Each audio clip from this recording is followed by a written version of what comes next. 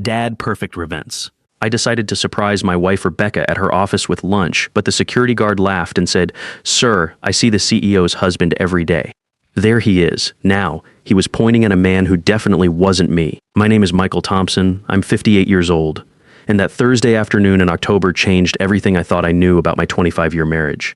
I'd been running Thompson Construction Company for the past 15 years, making a decent $95,000 a year, while Rebecca climbed the corporate ladder to CEO of Meridian Marketing, pulling in $190,000. I was proud of her success, proud that I'd supported her career all these years. Turns out, I was just funding my own replacement. It started that morning when Rebecca's Apple Watch kept buzzing while she was in the shower. I was fixing a loose tile in our master bathroom, old habits from the construction business. When I glanced at the notifications, one message made my blood run cold. "Can't wait for our weekend in Napa.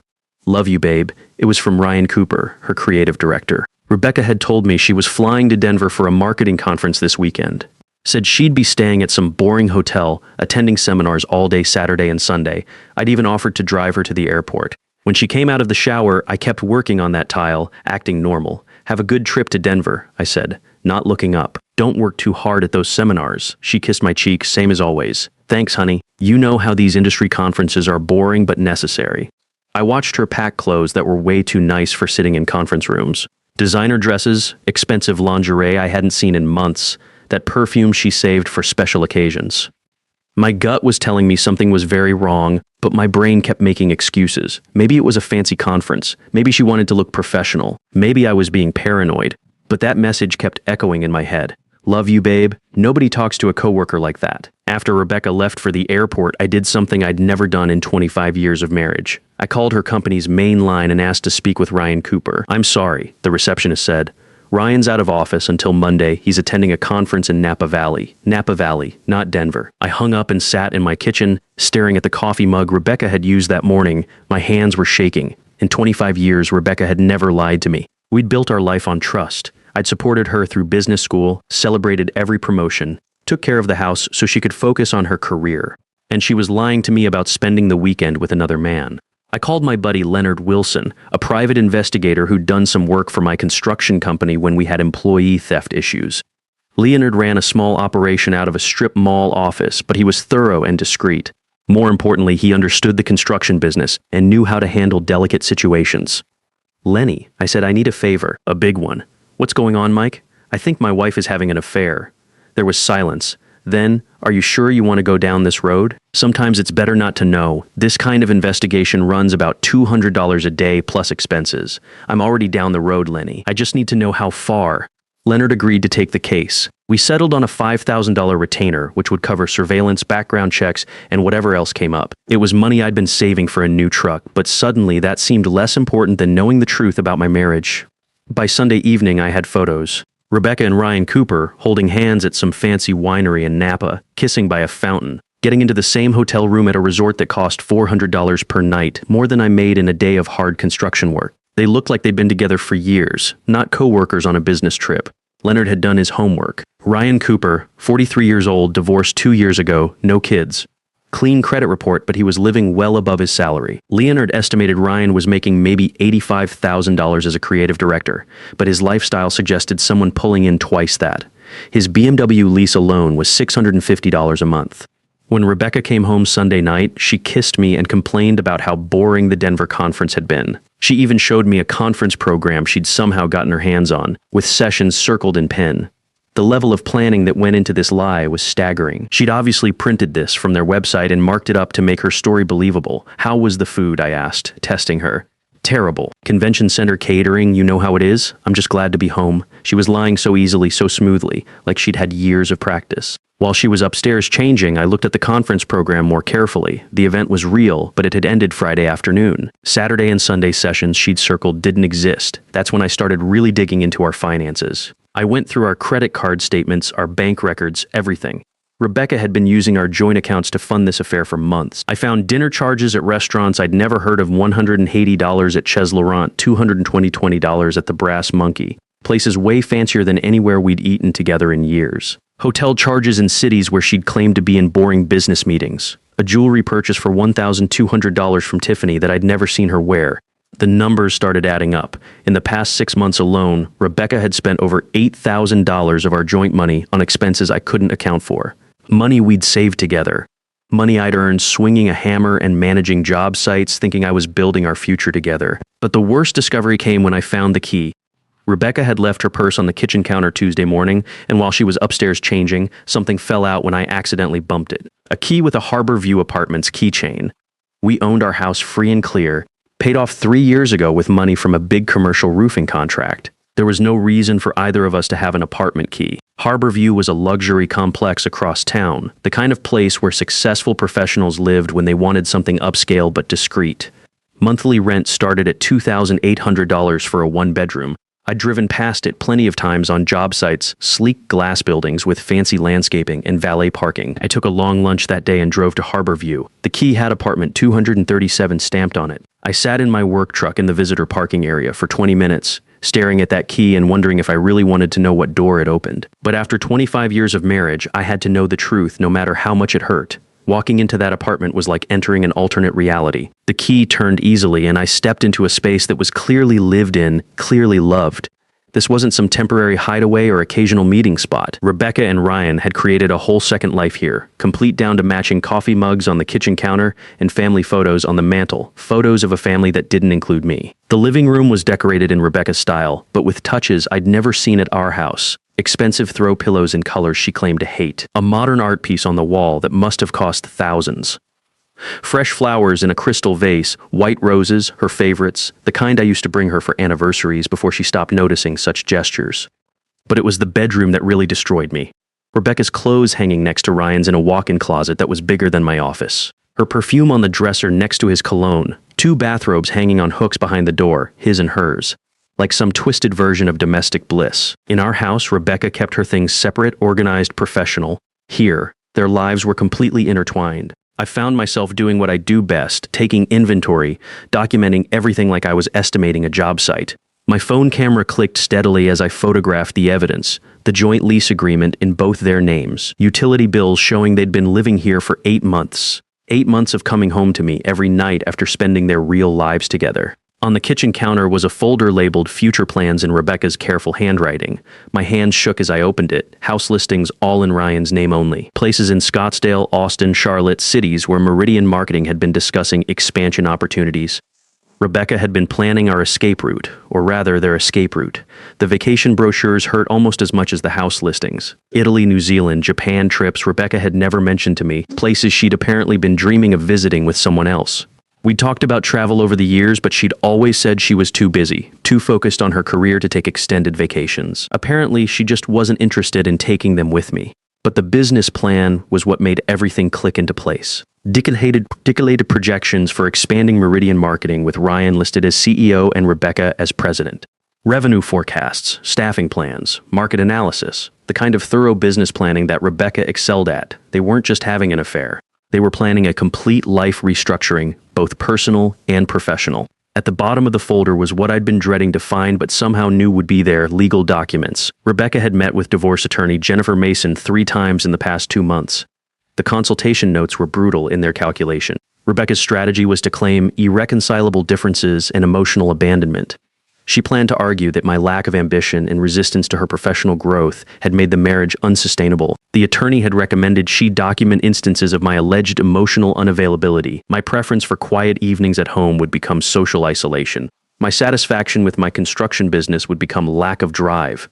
My support for her career, all those nights I'd handled dinner and housework so she could work late, would somehow be twisted into evidence that I was holding her back. Reading through those notes, I realized Rebecca had been building a case against me for months while I slept next to her every night, trusting her completely. Every conversation we'd had about future plans, every discussion about money or career goals, she'd been mentally cataloging as ammunition for her legal strategy. The consultation summary estimated legal fees would run $15,000 to $20,000 for a contested divorce.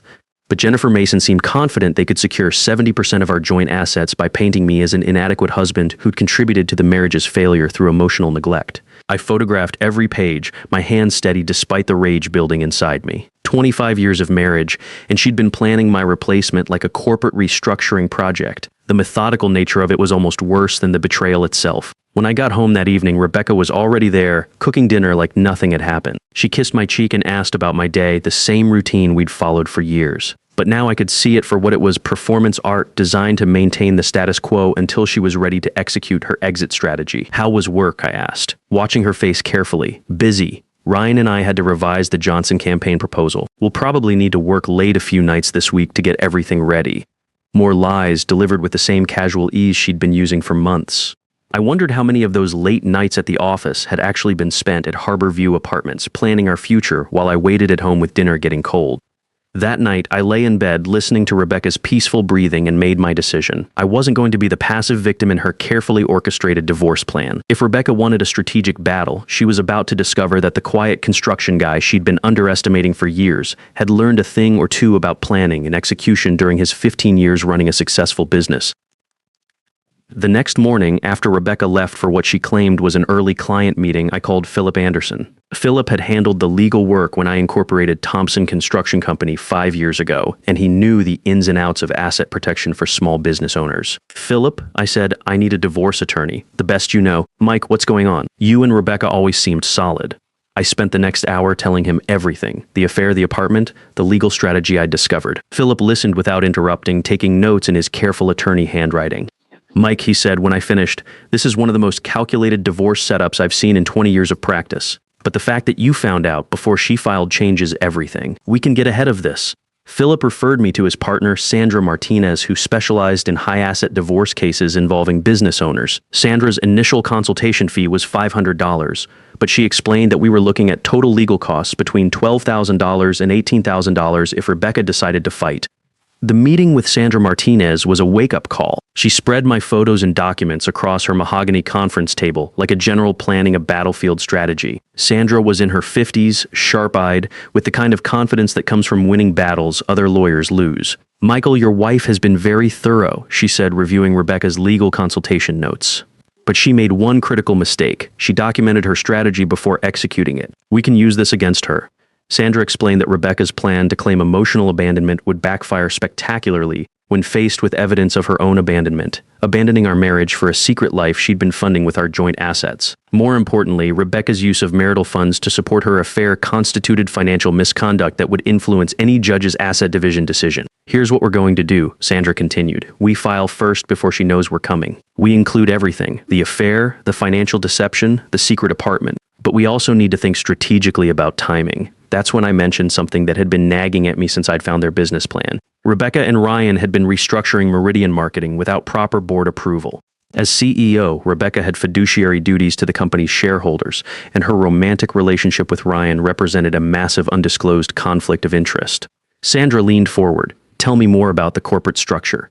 I explained what I knew about Meridian's board composition. Victor Martinez was the chairman, a straight-laced businessman who'd built his fortune in real estate development. The other board members were conservative investors who'd put their money into Meridian based on trust in Rebecca's professional judgment. None of them knew she was making major operational decisions based on her personal relationship with an employee. "This isn't just about your divorce anymore," Sandra said. "This is about corporate governance, fiduciary responsibility, and professional ethics. If the board doesn't know about Rebecca's relationship with Ryan, they need to." I drove home from Sandra's office with a plan forming in my head. Rebecca thought she was playing chess while I was playing checkers. She was about to discover that 15 years of running a construction business had taught me a few things about strategy, timing, and leverage. That evening, I called Victor Martinez. I'd met Victor several times at Meridian's annual holiday parties and company picnics. He was the kind of old-school businessman who appreciated directness and hated being blindsided by problems he should have known about. "Victor, it's Michael Thompson, Rebecca's husband. I hope I'm not calling at a bad time. Michael, good to hear from you. How's the construction business?" "Going well, thanks, Victor. I need to bring something to your attention regarding corporate governance issues at Meridian. It's sensitive, but I think the board needs to be aware of some unauthorized structural changes and potential conflicts of interest." There was a pause. What kind of conflicts? I spent the next 20 minutes carefully laying out the facts. Rebecca had been implementing major operational changes without board approval, expanding Ryan Cooper's role, restructuring departments, planning new market expansions, all decisions that should have required shareholder authorization according to Meridian's corporate bylaws. More importantly, she'd never disclosed her romantic relationship with Ryan. which represented a serious conflict of interest for someone in her position. Jesus, Michael, Victor said when I finished. Are you saying Rebecca's been making major corporate decisions based on her personal relationship with an employee? I'm saying there appears to be a significant disconnect between what's been happening operationally and what's been reported to the board, and I think you have a right to know what's being done in the company's name. Victor was quiet for a long moment. I appreciate you bringing this to my attention. The board will need to discuss this immediately. Can you document what you've told me? I can provide evidence of the unauthorized restructuring and the undisclosed relationship, yes. Do that. Send everything to my office by tomorrow morning. And Michael, thank you for having the integrity to come forward with this. After I hung up, I sat in my home office, the room where I'd planned construction projects and managed contracts for 15 years, and prepared the most important presentation of my business career. I organized the evidence methodically. Photos from the apartment, copies of their business plan, financial records showing the company resources being used inappropriately, documentation of Ryan's unauthorized role expansion. The next morning, I delivered a complete evidence package to Victor's office. His assistant, a professional woman in her 40s, handled the confidential envelope like she knew its contents could change everything. Mr. Martinez asked me to tell you he'll be in touch soon, she said. He wanted to thank you personally for your discretion in this matter. 2 days later, Rebecca came home looking like she'd been hit by a truck. Her usual composed CEO demeanor was cracked around the edges, replaced by something I'd rarely seen, genuine fear. The board has called an emergency meeting, she said, setting her briefcase down with shaking hands. Victor Martinez is asking pointed questions about corporate governance and undisclosed conflicts of interest. I looked up from the newspaper I was pretending to read. That sounds serious. Someone's been feeding them information about internal operations. Her voice was tight, controlled, but I could hear the panic underneath. Someone who had access to confidential strategic planning documents. Maybe someone at the company has concerns about proper procedures, I said, keeping my tone neutral. Rebecca stared at me for a long moment. I could see her trying to process whether I knew anything, whether I could be responsible for her professional crisis. But the quiet, supportive husband who'd never challenged her decisions in 25 years was apparently beyond suspicion. They're bringing in an outside consultant to review all operational changes from the past year, she continued. Every promotion, every role modification, every strategic decision. And they want documentation of the decision-making process for each change. I folded my newspaper calmly. I'm sure everything will work out fine. You've always been thorough about following corporate procedures. The irony wasn't lost on me. Rebecca had spent months documenting my alleged failures as preparation for divorce proceedings. Now someone was about to document her professional failures with the same methodical precision. That Friday, exactly 1 week after my conversation with Victor Martinez, I filed for divorce. Sandra had prepared the papers with surgical precision, complete evidence packages, financial documentation, proof of adultery and deception, and a request for emergency asset protection to prevent Rebecca from dissipating marital funds. But more importantly, I filed first. Rebecca's carefully planned narrative about my emotional inadequacy was preempted by documented evidence of her own misconduct. Instead of being the wronged wife seeking freedom from an unsupportive husband, she was now the defendant in adultery proceedings with evidence of financial fraud. Rebecca found the divorce papers when she came home from what turned out to be the worst day of her professional life. She stood in our kitchen, reading through the legal documents while her face went from confusion to pale shock to something approaching panic. You've been investigating me, she said finally, her voice barely above a whisper. I've been protecting myself, I replied, sitting at the kitchen table where we'd shared thousands of meals over 25 years. The same way you've been planning to destroy me for the past 6 months. She slumped into the chair across from me, still holding the papers. For the first time in years, Rebecca looked her age. The polished CEO facade had cracked completely, revealing someone who suddenly understood that her carefully orchestrated plan had imploded. The board meeting today, she said slowly, that was you, Rebecca. You created every problem that board is now investigating. I just made sure they found out about it before you could cover it up. The corporate governance review had been swift and devastating. When faced with documented evidence of Rebecca's undisclosed relationship with Ryan Cooper, the board had no choice but to act immediately. Ryan was terminated that same afternoon, effective immediately, no severance package, no glowing reference letter. His unauthorized role expansion and romantic involvement with the CEO represented exactly the kind of conflict of interest that corporate boards fear most. Rebecca had managed to keep her job, but just barely. The board placed her on immediate probation with her decision-making authority severely restricted. A new chief operating officer, Janet Williams, was hired within the week to essentially supervise Rebecca's every move. The woman who'd built her identity around professional power and autonomy was now working under closer oversight than she'd experienced since her first corporate job 20 years ago. This will ruin everything I've worked for, Rebecca said. her voice cracking for the first time since I'd known her. "You ruined it yourself when you decided to lie to me for months while planning my replacement," I said. "I'm just refusing to help you cover it up anymore." The next few months were a blur of legal proceedings, asset division negotiations, and watching Rebecca's carefully constructed world collapse piece by piece. Sandra Martinez had been right about filing first. It completely changed the narrative. Instead of being the emotionally unavailable husband who'd driven his successful wife to seek happiness elsewhere, I was the faithful spouse who'd discovered systematic betrayal and financial misconduct. Rebecca's attorney, Jennifer Mason, tried to salvage the original strategy, but it fell apart when faced with Leonard Wilson's surveillance evidence and my documentation of the financial deception. How do you claim emotional abandonment when your client was the one living a double life for 8 months? The financial settlement was more favorable than I dared hope. Sandra argued successfully that Rebecca's use of marital funds to support her affair constituted financial misconduct that should influence the asset division. I received 60% of our joint assets, including our house and the majority of our savings. Rebecca kept her retirement accounts and her car, but lost the luxury lifestyle she'd been building with our money. More importantly, the Harborview apartment lease was terminated. Rebecca and Ryan's love nest, their symbol of shared future plans, became just another monthly expense neither could afford alone. Rebecca moved to a modest one-bedroom place near her office, a significant downgrade from the luxury she'd become accustomed to. Ryan Cooper had disappeared from Rebecca's life almost as quickly as he'd entered it.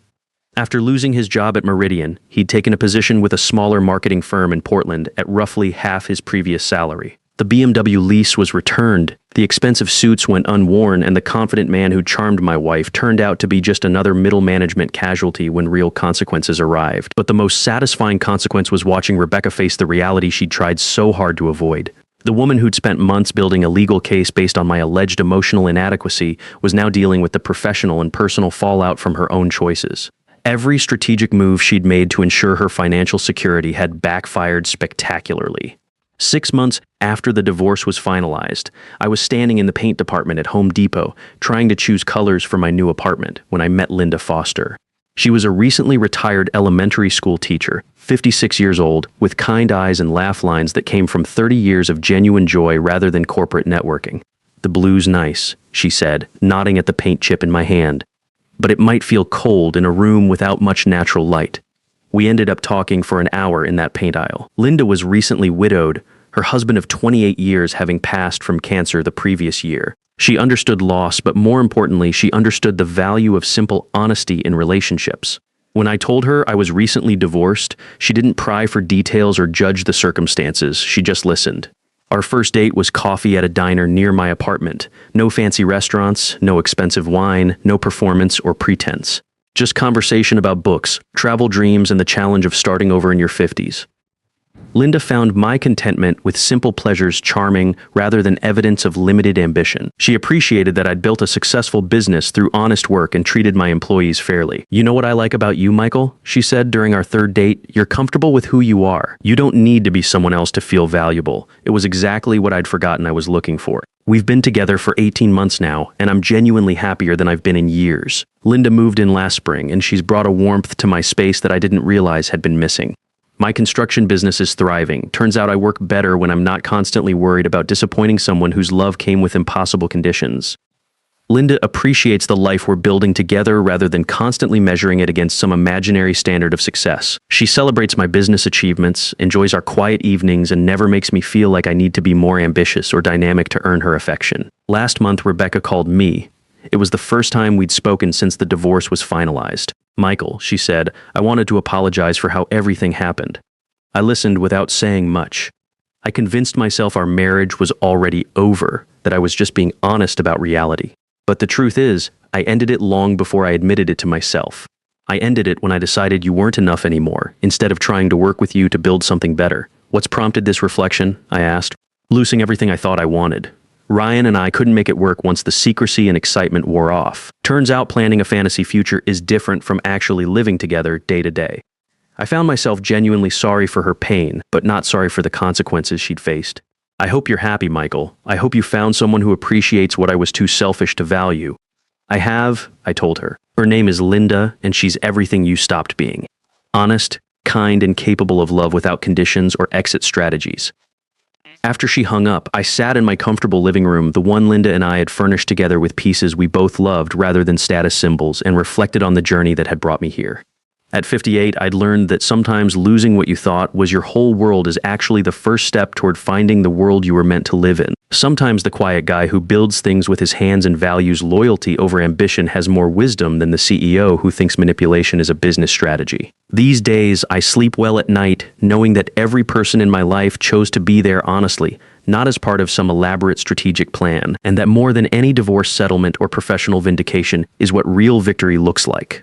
Sometimes the greatest act of love is refusing to enable someone who's systematically destroying both your lives, and sometimes the person who thinks they're trading up discovers they were actually trading away the only real thing they had.